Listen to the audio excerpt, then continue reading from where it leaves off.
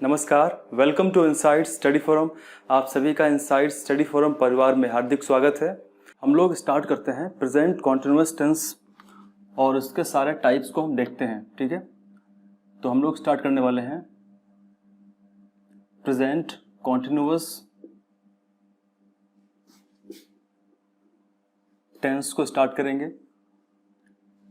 देखिए, बहुत ही बेसिक सी बात यह है कि प्रेजेंट कॉन्टिन्यूअस टेंस कि अगर पहचान की बात की जाए कि हमको पहचानना है कि इन टेंस के अंदर जो वाक्य उपयोग होते हैं, यानी जिन वाक्यों का प्रयोग हम करते हैं इस टेंस के अंतर्गत, उनके अंत में किन किन शब्दों का उपयोग होता है।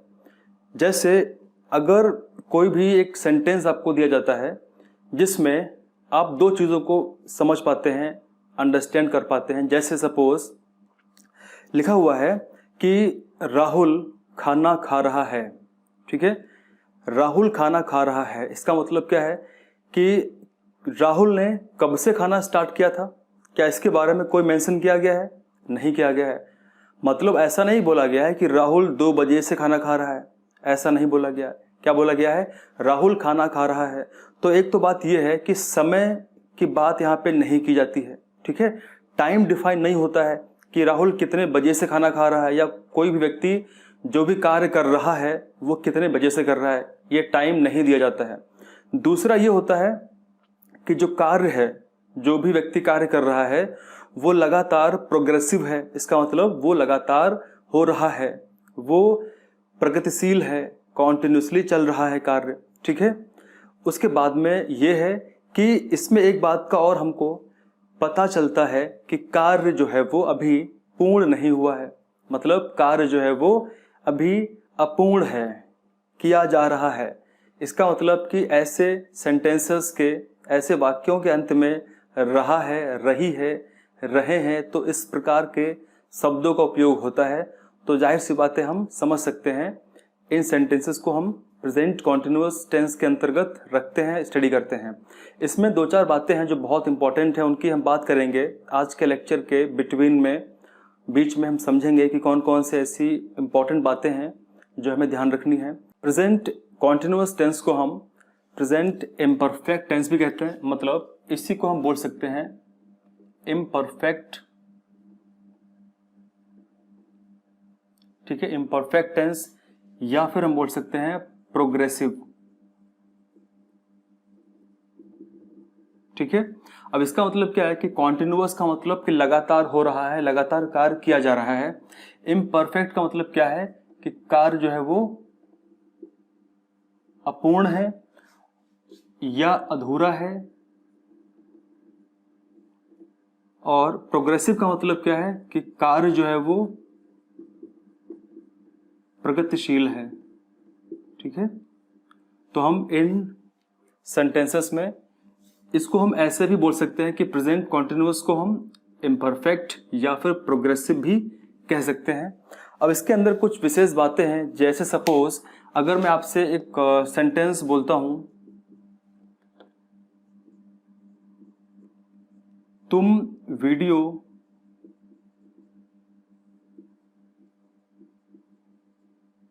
देख रहे हो। ठीक है, तुम वीडियो देख रहे हो। अब इसका मतलब क्या है? इसको अगर हम फ्रेम करें, सेंटेंस को बनाएं, तो क्या बनाएंगे? You are watching a video. ठीक है, तुम वीडियो देख रहे हो।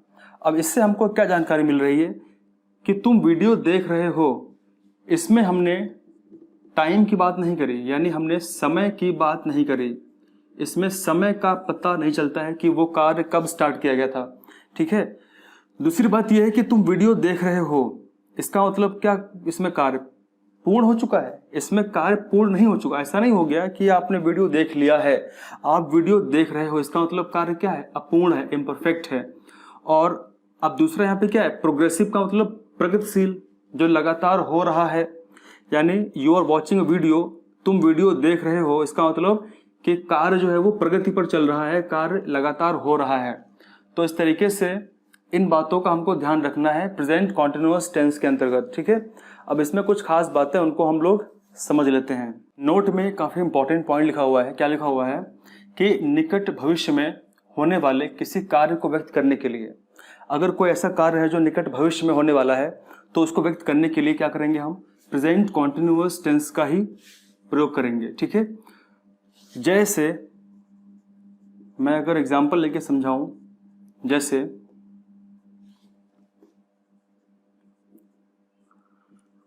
मैं कल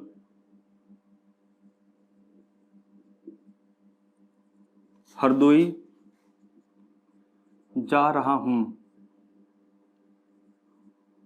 ठीक है, मैं कल हरदोई जा रहा हूं।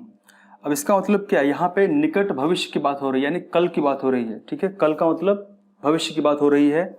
तो इस सेंटेंस में भी क्या करेंगे हम, इस सेंटेंस में भी हम बात करेंगे प्रेजेंट कॉन्टिन्यूअस का ही उपयोग करेंगे।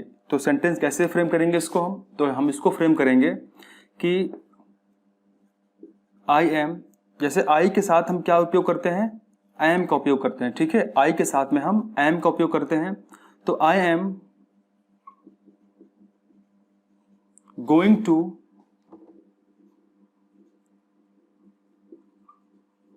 हरदोई टुमारो। तो सेंटेंस क्या बना है, मैं कल हरदोई जा रहा हूं। इसका मतलब कि अभी मैं यही हूं, मैं हरदोई कल जाने वाला हूं, या निकट भविष्य की बात यहां पे की जा रही है। तो इसी के लिए हमने क्या इस्तेमाल किया, प्रेजेंट कॉन्टिन्यूअस टेंस का ही उपयोग किया। तो आप लोग ध्यान रखेंगे कि निकट भविष्य में होने वाले किसी कार्य को व्यक्त करने के लिए हमेशा प्रेजेंट कॉन्टिन्यूअस टेंस का ही उपयोग करेंगे हम। I am going to Hardoi tomorrow. ठीक है, आप में से कितने लोग हरदोई कभी घूमने आए हैं, कमेंट करके बताएं। नोट नंबर 2 की अगर हम बात करें तो इसमें लिखा हुआ है कि कभी कभी कार्य जारी अवस्था में होते हुए भी दिखाई नहीं देता। मतलब कि कार्य हो रहा होता है लेकिन हमको वो दिखाई नहीं देता है। ठीक है, तो उसे भी हम लोग क्या करते हैं, प्रेजेंट कॉन्टिन्यूअस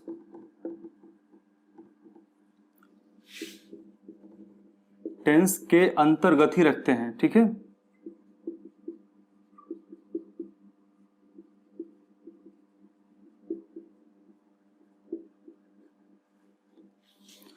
तो आप लोग ध्यान रखेंगे कि कभी कभी कार्य जारी अवस्था में होते हुए भी दिखाई नहीं देता है, तो हम उसको भी क्या करते हैं, प्रेजेंट कॉन्टिन्यूअस टेंस के अंतर्गत उसको हम रख देते हैं।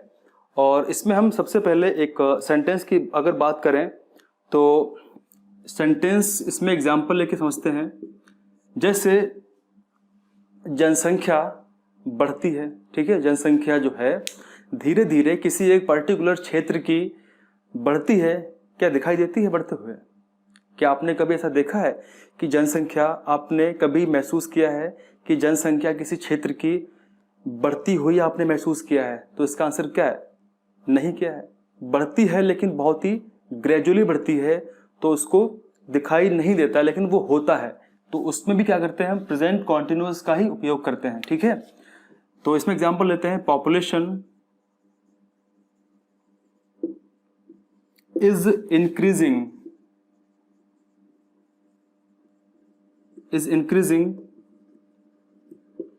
Day by day. ठीक है, इसमें क्या लिखा हुआ है, population is increasing day by day. इसका मतलब दिन ब दिन जनसंख्या बढ़ रही है। इंक्रीजिंग का मतलब क्या होता है, बढ़ जाना। और यहाँ पे इंक्रीजिंग क्या है, इंक्रीज में हमने क्या कर दिया है, आईएनजी जोड़ दिया है। इसका मतलब कि ये मेन वर्ब है। इंक्रीज क्या है, यही है हमारी मेन वर्ब, ये मुख्य क्रिया है। और हमने मेन वर्ब में क्या किया है, आईएनजी को जोड़ दिया है, क्योंकि ये हम प्रेजेंट कॉन्टिन्यूअस टेंस में ऐसा करते हैं, आईएनजी का उपयोग यहाँ पे हम करते हैं। और इज यहाँ पे क्या है, ये हेल्पिंग वर्ब है, ये सहायक क्रिया है। हालांकि आगे हम अभी बात करने वाले हैं कि कौन कौन सी हेल्पिंग वर्ब होती हैं, कौन कौन सी मेन वर्ब होती है, उनकी हम बात करेंगे। ठीक है, तो यहाँ पे हमने इसको समझ लिया है। अब इसके बाद जरा हम देख लेते हैं नोट नंबर 3 में क्या इंपॉर्टेंट नोट है। नोट नंबर 3 में लिखा हुआ है कि यदि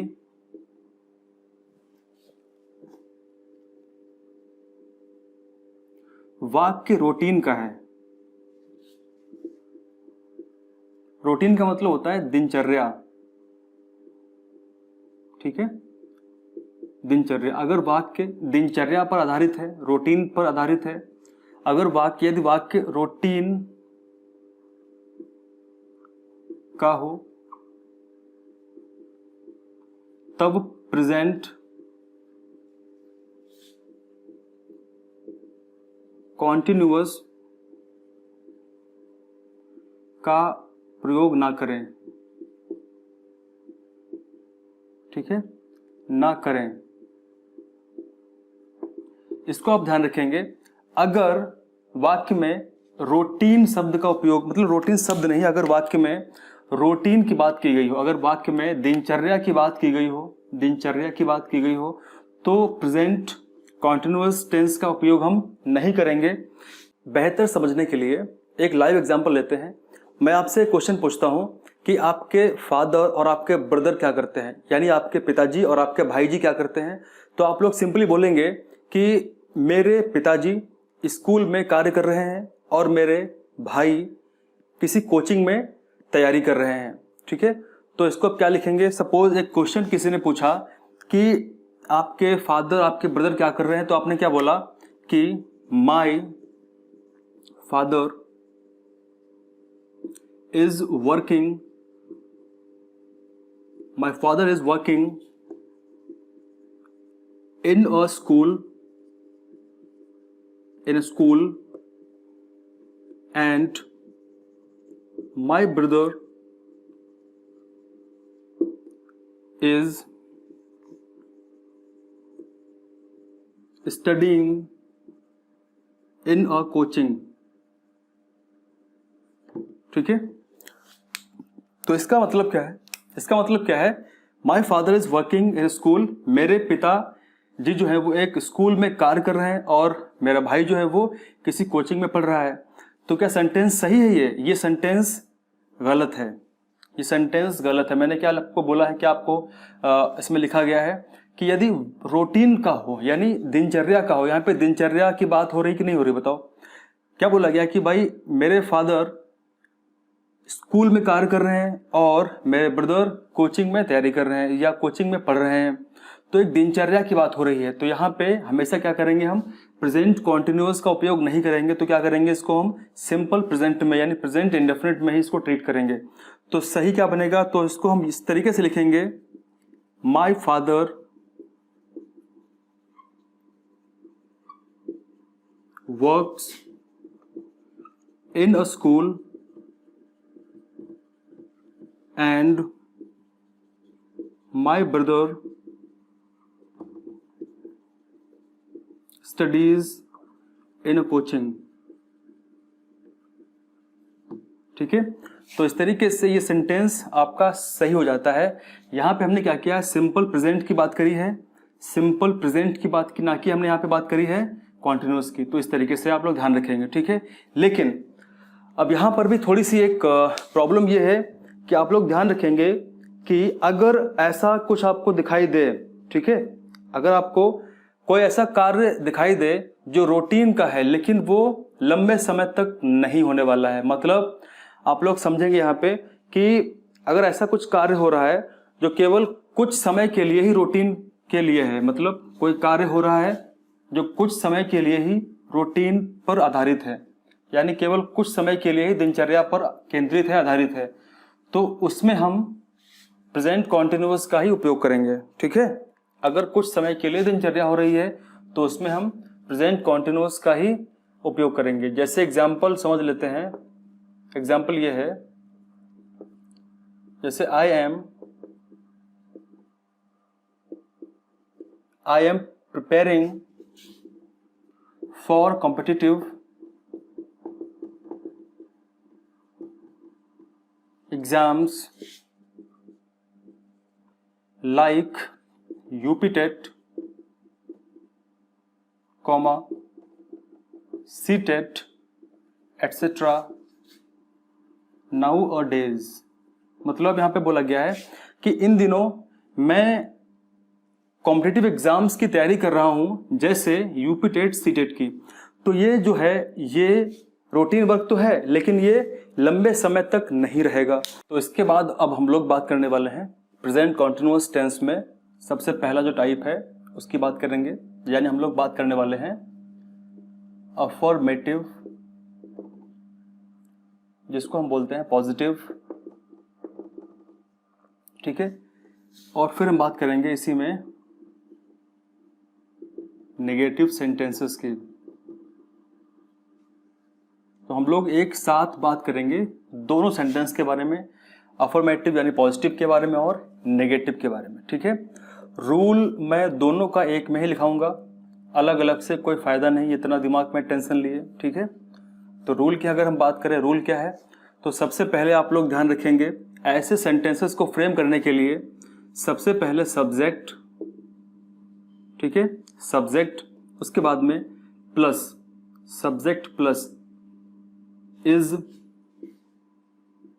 M are, subject plus is am are plus, अगर नेगेटिव है तो नॉट का उपयोग करेंगे, ठीक है, प्लस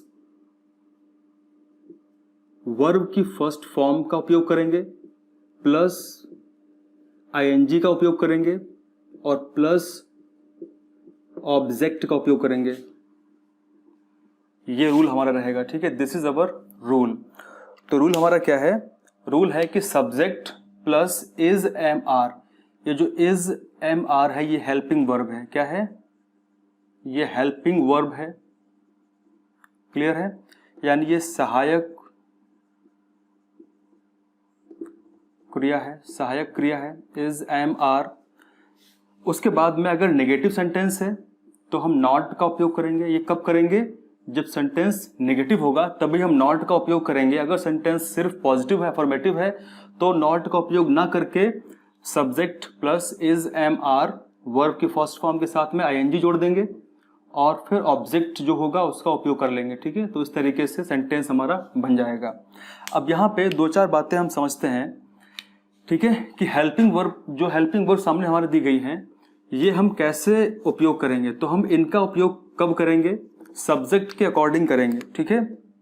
जैसे सपोज जो इज है, इज का उपयोग हम कब करेंगे, अगर सब्जेक्ट सिंगुलर होगा, ठीक है, अगर सब्जेक्ट सिंगुलर होगा, जैसे ही की बात हो रही होगी या फिर शी की बात हो रही होगी या इट की बात हो रही होगी या फिर मदर, फादर या कोई नेम होगा जैसे रामू, श्यामू, मोहन, रोहित, इस तरीके से होगा, तो वहां पे हम बात करेंगे किसकी, इसकी बात करेंगे। और जो एम है, ठीक है, हम सब जानते हैं कि आई के साथ हम किसका उपयोग करते हैं, हम एम का उपयोग करते हैं, कि अगर एम होगा यानी आई के साथ हम किसका उपयोग करेंगे, एम का उपयोग करेंगे। और जो आर है, आर का उपयोग हम किसके साथ करेंगे, यू, दे, वी, ठीक है। तो हम इनके साथ में आर का उपयोग करेंगे, यानी जहां पे एक से ज्यादा बहुवचन की अगर हम बात करेंगे, यानी हम बात करेंगे प्लूरल की, तो वहां पे हम आर का उपयोग करेंगे, ठीक है। जैसे यू हो गया, दे हो गया, वी हो गया। और अगर कोई ज्यादा संख्या में किसी चीज की बात हो रही है तो वहां पे भी हम बात करेंगे आर की, ठीक है। तो इस तरीके से हम इसको हमने समझ लिया है। अब हम क्वेश्चंस को ट्रीट करते हैं, क्वेश्चंस को जरा समझने का प्रयास करते हैं, ठीक है। अच्छा, यहाँ पे एक चीज और हम समझ लेते हैं, फिर हम सेंटेंसेस को फ्रेम करते हैं, एग्जाम्पल्स को देख लेते हैं। यहाँ पे एक खास बात और आपको ध्यान रखनी है, ध्यान ये रखनी है कि अगर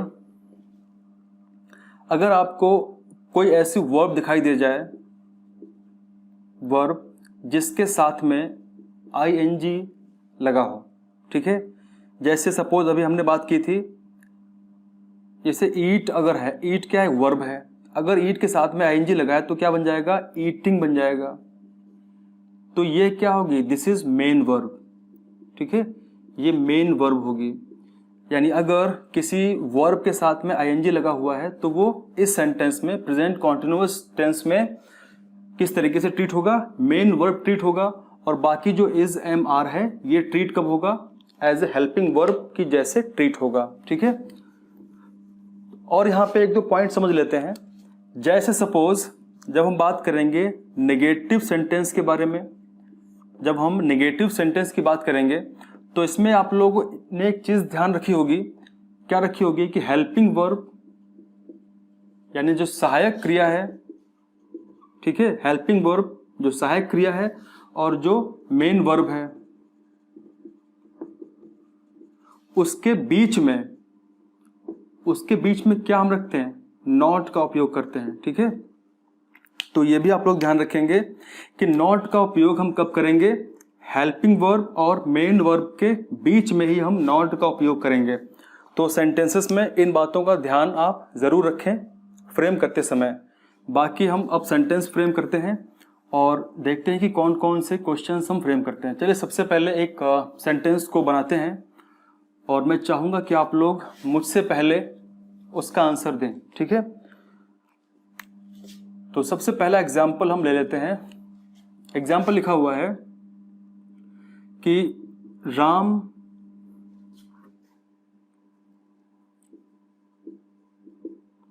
खाना खा रहा है, ठीक है, राम खाना खा रहा है। तो यहां पे राम खाना खा रहा है तो ये प्रेजेंट कॉन्टिन्यूअस टेंस में आएगा और कैसा है, ये अफर्मेटिव है, पॉजिटिव है।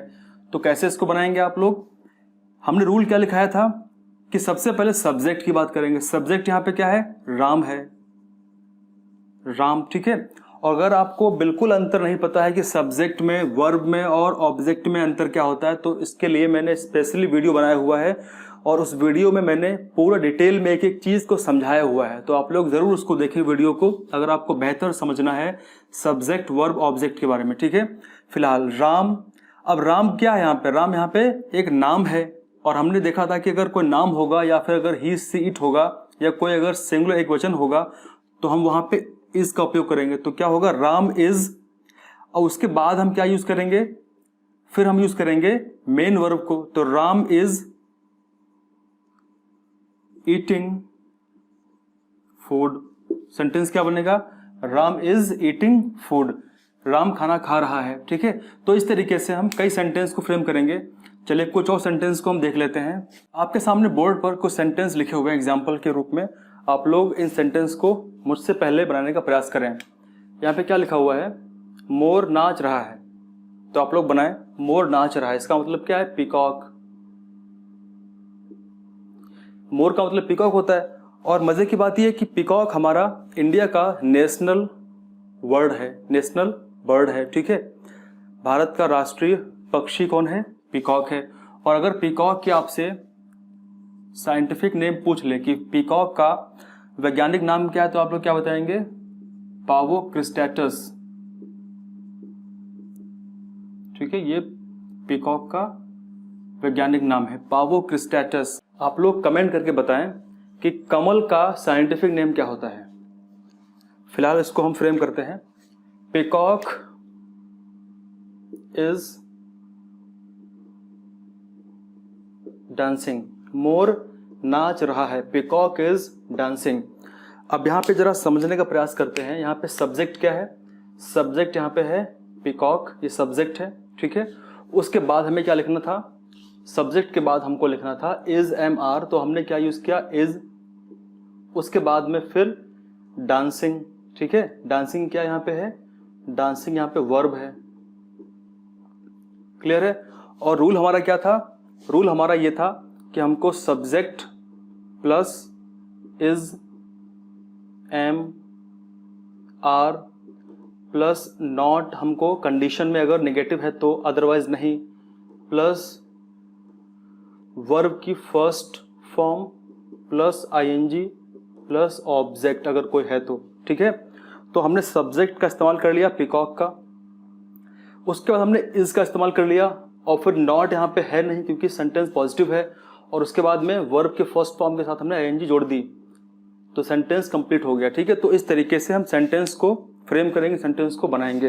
तो आप लोग कमेंट करके बताएं कि नेक्स्ट सेंटेंस का आंसर क्या होगा, नेक्स्ट जो हमारा एग्जाम्पल है ये कैसे बनेगा।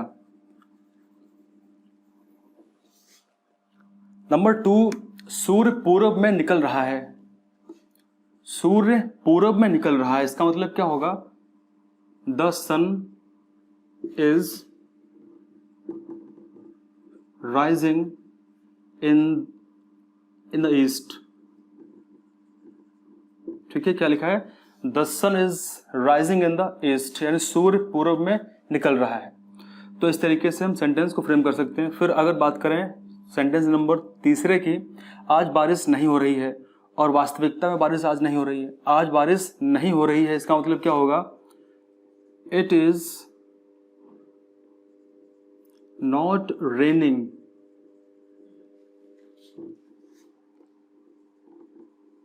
It is not raining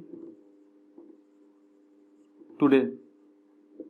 it is not raining today. अब यहां पे देख लीजिए, अगर हम बारिश की बात करेंगे कि आज बारिश नहीं हो रही है, आज बहुत गर्मी है, तो ऐसे सेंटेंसेस में हम इट का उपयोग करते हैं। ठीक है, अगर आपको सेंटेंस में दिया गया है आज बारिश नहीं हो रही है, आज बहुत गर्मी है, इस तरीके से सेंटेंस अगर दिए जाते हैं तो उसमें हम इट का उपयोग करते हैं, यानी शुरुआत हम इट से करते हैं। तो it is not raining today, आज बारिश नहीं हो रही है। ठीक है, उसके बाद अगर हम बात करें सेंटेंस नंबर नेक्स्ट की, तुम पढ़ाई नहीं कर रहे हो, इसका मतलब क्या होगा? यू आर, तुम पढ़ाई नहीं कर रहे हो, ये सेंटेंस नेगेटिव सेंटेंस है।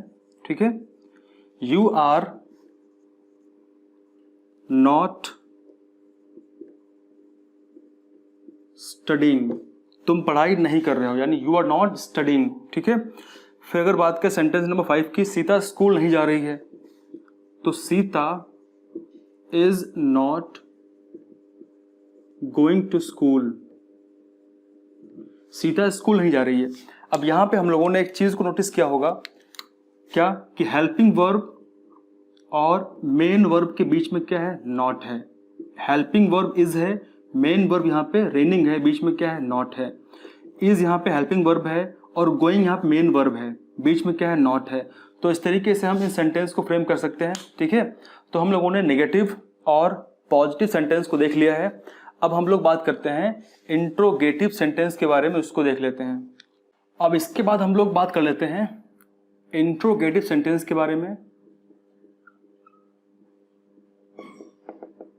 इंट्रोगेटिव सेंटेंसेस, ठीक है, और इसको समझते हैं। देखिए, सबसे पहले आप यहाँ पे ध्यान रखेंगे कि जो सेंटेंस इंट्रोगेटिव होगा उसकी शुरुआत, यानी वाक्य की जो शुरुआत होगी वो कहाँ से होगी? वो क्या से होगी। ठीक है, तो इसको बोल सकते हैं कि क्या से प्रारंभ होने वाले वाक्य, मतलब ऐसे वाक्य होंगे जो क्या से शुरू होंगे, तो उनको हम बोलेंगे इंट्रोगेटिव सेंटेंस। ठीक है, अब यहां पे जो रूल है, रूल की अगर हम बात करें तो रूल को हम देख लेते हैं। इसमें आप लोग ध्यान रखेंगे कि अगर सेंटेंस की शुरुआत क्या से हो रही है तो इसका मतलब जो हेल्पिंग वर्ब है, जो सहायक क्रिया है, वो सबसे पहले आएगी। इसका मतलब इज, एम, आर, ये हेल्पिंग वर्ब सबसे पहले आएगी। उसके बाद फिर सब्जेक्ट, फिर अगर सेंटेंस नेगेटिव रहेगा तो फिर हम नॉट का उपयोग करेंगे, प्लस नॉट प्लस वर्ब की फर्स्ट फॉर्म का उपयोग हम करेंगे, प्लस उसमें आईएनजी हम जोड़ेंगे, प्लस ऑब्जेक्ट। ठीक है, ये रूल रहेगा आपका। अब यहां पे ध्यान रखेंगे आप लोग, अगर सेंटेंस नेगेटिव है, यदि सेंटेंस वाक्य कैसा है? नेगेटिव है, तभी हम यूज करेंगे नॉट को, अदरवाइज नॉट का उपयोग हम नहीं करेंगे। बाकी रूल ये सेम रहेगा। अब यहां पे हम कुछ सेंटेंस को एग्जाम्पल के रूप में देख लेते हैं। सपोज सेंटेंस लिखा हुआ है कि क्या वह खाना खा रहा है। मैंने क्या बोला? सेंटेंस के शुरुआत में किस चीज की बात होगी? क्या की, यानी सेंटेंस की शुरुआत में क्या का उपयोग होगा, क्या से संबोधन होगा। तो क्या वह खाना खा रहा है, ये एक पॉजिटिव सेंटेंस है, इसमें हम नॉट का उपयोग नहीं करेंगे। तो कैसे इसको हम फ्रेम करेंगे?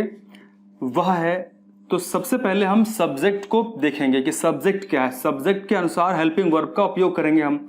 अगर यहाँ पे वह है तो हम इज का उपयोग करेंगे। अगर यहाँ पे क्या मैं खाना खा रहा हूं, तो मैं होता तो मैं एम का उपयोग करता। अगर यहाँ पे तुम होता तो आर का उपयोग होता है। तो यहाँ पे क्या करेंगे हम, सबसे पहले हम उपयोग करेंगे इज का, क्योंकि सब्जेक्ट क्या है, वह है। वह खाना खा रहा है, वह, हमने वह के अनुसार हेल्पिंग वर्ब का उपयोग कर लिया। उसके बाद हम क्या करेंगे, सब्जेक्ट की बात करेंगे। सब्जेक्ट कौन है, ही, तो इज ही। उसके बाद फिर हम बात करेंगे वर्ब की first form plus ING, is he. Eat जो है वर्ब है और हमें इसमें आईएनजी को जोड़ देना है, तो क्या हो जाएगा, eating, is he eating food.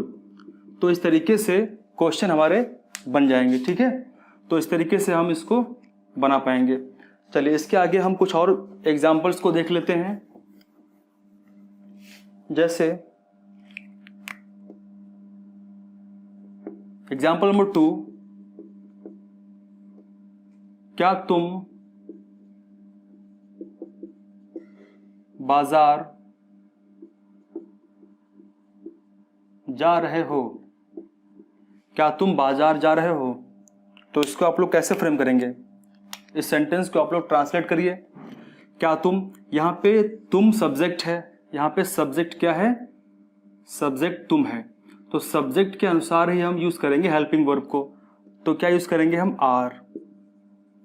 Are use कर लिया। सबसे पहले हम इनमें से किसी एक का इस्तेमाल करेंगे, यूज करेंगे, वो हमने कर लिया है। उसके बाद सब्जेक्ट की बात करेंगे, सब्जेक्ट यहाँ पे कौन है, तुम है, तो आर यू। उसके बाद फिर हम बात करेंगे वर्ब की first form plus ING, are you. Go होता है ना वर्ब, जोड़ देंगे आईएनजी, क्या हो जाएगा, going. Are you going to market. तो इस तरीके से हम क्वेश्चन को फ्रेम कर सकते हैं। ये क्वेश्चन टाइप के सेंटेंस होते हैं। इसमें स्टार्टिंग में क्या आता है, ठीक है। अगर मैं सेंटेंस यहाँ पे इस तरीके से नेगेटिव इसको कर दूं कि क्या तुम, अगर मैं इस सेंटेंस को नेगेटिव कर देता हूं, क्या तुम बाजार नहीं जा रहे हो, क्या तुम बाजार नहीं जा रहे हो। तो किस तरीके से इसको हम बनाएंगे, सेम कंडीशन यूज करेंगे हम। सब्जेक्ट के अनुसार हेल्पिंग वर्ब को चूज करेंगे। यू सब्जेक्ट है तो हेल्पिंग वर्ब सबसे पहले आएगी, तो इससे यू से पहले हम क्या यूज करेंगे, आर का इस्तेमाल करेंगे, ठीक है, आर यू। उसके बाद सब्जेक्ट के बाद नॉट का, क्योंकि नेगेटिव सेंटेंस तो नॉट का उपयोग करेंगे, आर यू नॉट। फिर वर्ब की first form ING, are you not going to market, ठीक है, are you not going to market, क्या तुम बाजार नहीं जा रहे हो। आप लोग इसमें बहुत ही सिंपल तरीके से ध्यान रखेंगे कि यहाँ पे जो सब्जेक्ट होता है उसी के अनुसार हम हेल्पिंग वर्ब को चूज करते हैं। आर क्या यहाँ पे है, ये हेल्पिंग वर्ब है, सहायक क्रिया है, ठीक है। और जो गो है, गो एक क्या है, गो ये वर्ब है, गो वर्ब है। और हमने क्या किया, गो में वर्ब में क्या जोड़ दिया, आईएनजी जोड़ दिया, तो क्या हो गया, गोइंग हो गया। तो इस तरीके से हम सेंटेंस को बना पाएंगे। तो ऐसे सेंटेंस कई ढेर सारे हम प्रैक्टिस कर सकते हैं। अब इसके बाद में जो अगला है, लास्ट है इसका टाइप, वो है सेकेंड टाइप इंट्रोगेटिव सेंटेंस। तो इसमें अगर हम बात करेंगे कि सेकेंड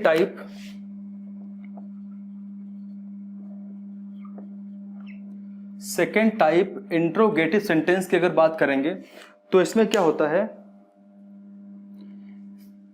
इस प्रकार के सेंटेंसेस में जो क्वेश्चन वर्ड होता है,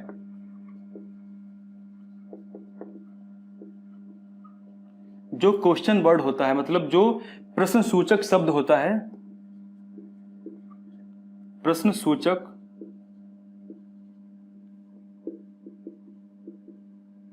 शब्द होता है, ठीक है। प्रश्न सूचक शब्द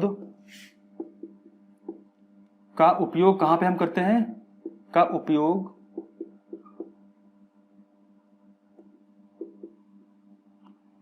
वाक्य के बीच में करते हैं।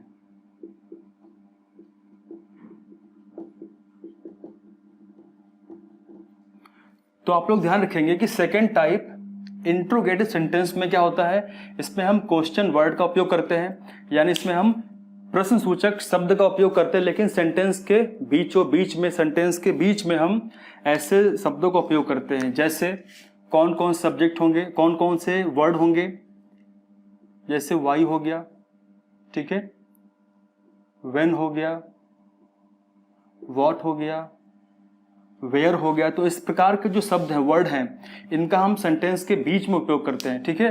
तो रूल यहां पे क्या बनेगा, रूल ये बनेगा, सबसे पहले हम लिखते हैं क्वेश्चन को, सबसे पहले हम क्वेश्चन वर्ड को लिखते हैं, सबसे पहले क्वेश्चन आता है, क्वेश्चन के बाद फिर पूरा वही सेम रहता है जो हमने समझा था इंट्रोगेटिव में, ठीक है। इसमें क्या करते हैं हम, सेकंड टाइप के इंट्रोगेटिव में सबसे पहले क्वेश्चन को लिखते हैं, फिर क्वेश्चन वर्ड के बाद में सारा वही रहता है, इज, एम, आर, सब्जेक्ट रहेगा, फिर नॉट रहेगा, ये नेगेटिव है तो वर्ब के first form ING plus object रहेगा। तो इस तरीके से सेंटेंस को हम फ्रेम कर सकते हैं। अब यहाँ पे हम कुछ एग्जाम्पल्स को देख लेते हैं। सपोज एग्जाम्पल अगर मैं बनाऊं, तुम हरदोई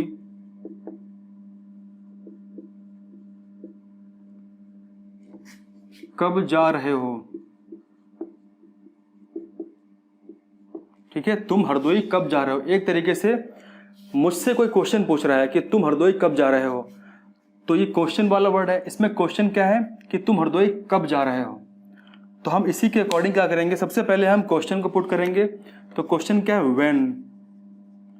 अब बाकी सब कुछ वही रहेगा, सबसे पहले हम क्वेश्चन की बात करेंगे, क्वेश्चन क्या है, व्हेन है, उसके बाद में फिर इज, एम, आर का उपयोग करेंगे। तो व्हेन तुम की बात हो रही है तो तुम के साथ क्या लगता है, आर का उपयोग होता है, तो व्हेन आर। उसके बाद सब्जेक्ट की बात आएगी, सब्जेक्ट क्या है, तुम, व्हेन आर यू, फिर जा रहे हो, गोइंग टू हरदोई, ठीक है। तो इस तरीके से सेंटेंस हम बना सकते हैं, तुम हरदोई कब जा रहे हो, when are you going to Hardoi. अगर हम इसके अलावा और सेंटेंस को देखें, जैसे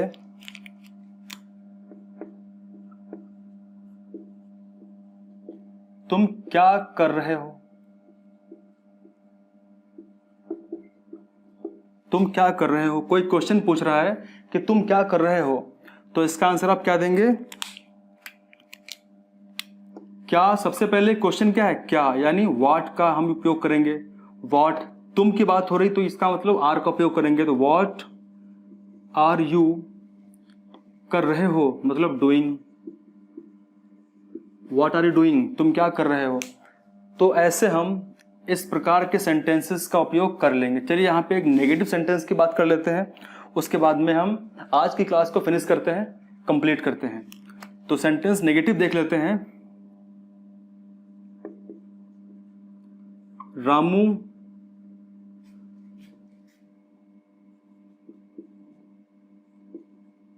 चाय क्यों नहीं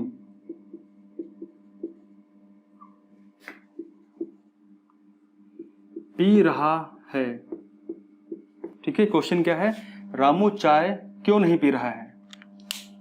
अब इसका आंसर क्या होगा, तो सबसे पहले हम बात करेंगे क्योंकि, इसका मतलब वाई, क्वेश्चन की सबसे पहले बात करेंगे वाई की।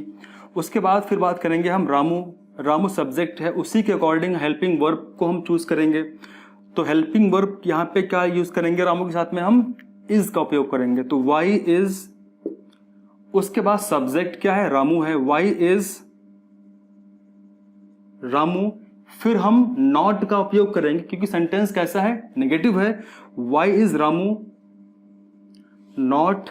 अब पी रहा है, इसका मतलब कि सिंपली हम यहाँ पे ड्रिंकिंग का इस्तेमाल ना करके यहाँ पे हम यूज करेंगे टेकिंग का, कि why is not, why is Ramu not taking tea, ठीक है।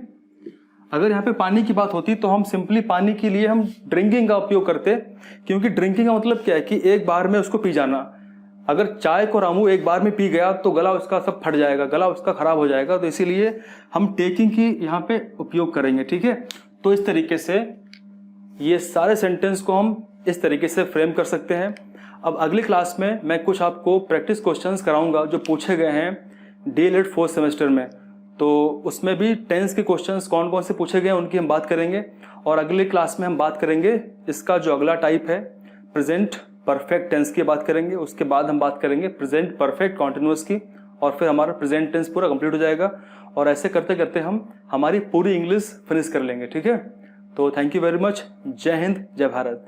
आप लोग पढ़ते रहें, बढ़ते रहें।